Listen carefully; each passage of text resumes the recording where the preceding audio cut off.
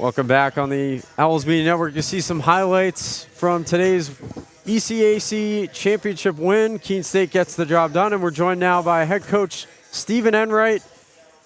This will be our last interview of the season, but it's been a joy to do it all year, and happy that we were able to be back here too, because last Sunday we weren't sure. But first of all, how proud of you were you of your team's performance there in the tournament? Yeah, I think it was good. I mean, we had some guys, obviously, that hadn't played minutes really consistently all year step into the fold and get an opportunity. And you know, this our design here kind of worked with taking the bid and, you know, playing the 13 returning guys only and just trying to use it as, like, it had kind of big foreign tour energy, like preseason into next year, like kind of how we handle it, like ton of skill work, ton of film for 2 weeks, just playing in practice and getting 2 more weeks with our guys for developmental purposes, I think was really good for our program. So, you know, credit to our guys for answering the bell. And you know, when you expect, you know, the standard here is to go to the NCAA tournament, right? We came off 4 straight LEC conference championships. Just didn't have enough of a resume to get the at-large. So, you know, when we took this bid, you know, we'd said as a staff, like, hey, we got to emotionally regulate our guys in like a day or 2 if we're going to do this and succeed. And we were able to do that, and our guys were bought into the process, and I think we got the result we wanted out of the last 2 weeks, both from an actual winning the tournament standpoint and from a developmental and momentum-building standpoint for the 26-27 season. Now, Steve, you and I have talked about this, you know, the taking the ECAC bid, and it worked out for you guys. How hard was it to get the guys bought in coming off that loss to Western Connecticut and kind of deciding to take this step and going in this direction to take the ECAC bid? How difficult was it? Because I've had my issues with my teams in the past doing that. How hard was it for you to get them bought in? Yeah, I think it was a day of confusion, right? Like, because I didn't tell them we were going to take an ECAC bid if we didn't win the conference championship game. So, you know, post-game locker room, WestCon is obviously an emotional scene, so it was very kind of quick and succinct by me, like, all right, fellas, this stinks, but your season's not over. I'll explain more tomorrow. Like, that was kind of how I handled it. So now there's initial very much confusion. Then, you know, the skepticism the following day, and during the skepticism day, you know, we met with every guy individually and said, here's the plan, here's how we're handling it, and the decision to shelve the seniors kind of was more mutual in the sense that 2 of them were hurt. You know, we found out that Shettles had a season-ending injury that he'd been playing on, needed a procedure. So, and Leo did his ankle in the conference tournament pretty bad. So, you know, probably wouldn't be able to play anyway.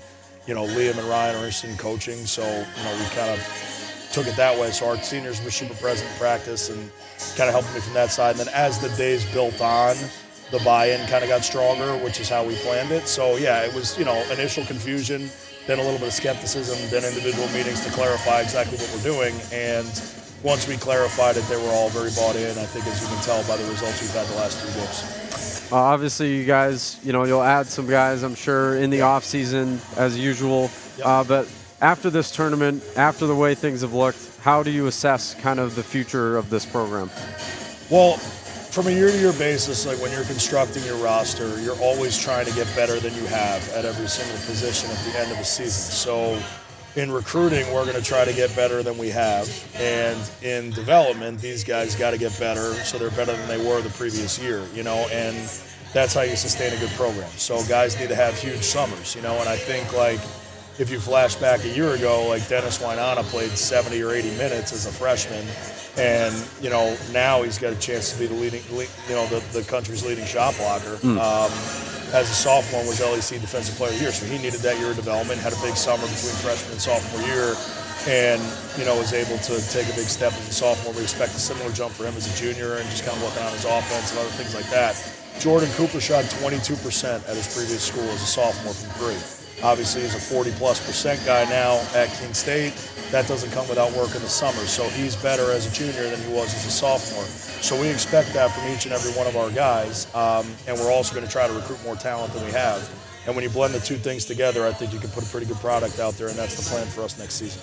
Now, you mentioned Dennis and you mentioned Jordan. Anybody else particularly you're excited about after seeing their performance the last few games? Yeah, I mean, I think Jordan McLean was awesome, you know, today in particular. He's like a guy that defensively he's great.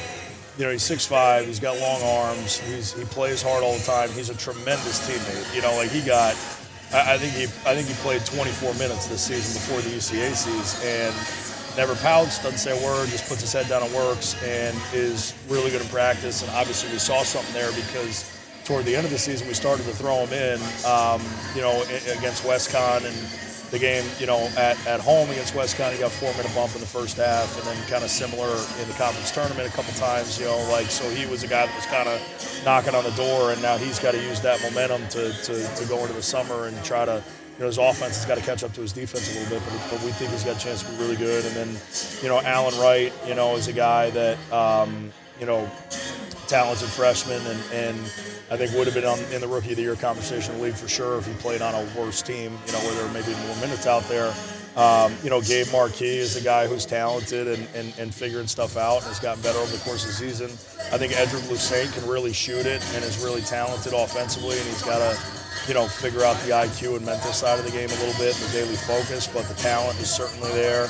And then you just look at kind of this trio of sophomore bigs in total, and Dennis Wynonna, Kareem Porter, and Jeff Smock. Like, Jeff has been kind of in and out a little bit this year and played some rotation minutes, got hurt a couple times, so wasn't always fully healthy. But today, 8 points on perfect shooting from the field, rebounds, a big dunk. Obviously he's a big athletic kid who's a sophomore and figuring out how to play. So I think it's really some of the parts in this freshman sophomore class, and then the junior class with Isaac, Josh, and Jordan is what kind of leadership are we going to get out of those guys once we start playing pickup and it's player run stuff and lifts and all that once they come back from spring break. And I'm looking forward to seeing what those guys can do as well. All right, well, congrats on the tournament win, and thank you so much for joining us all season. It's been a pleasure, and looking forward to see what the program does as the years go on. And I'm not going to let you escape without telling you that I was really displeased that you robbed us in the last 3 minutes of the Jeff Smock experience today. He was an electric factory off the bench. I had to get some guys some reps, But I've got Justin's wedding suit on, so maybe that was the good luck. So, all right, thanks, guys. Thank you. Appreciate it.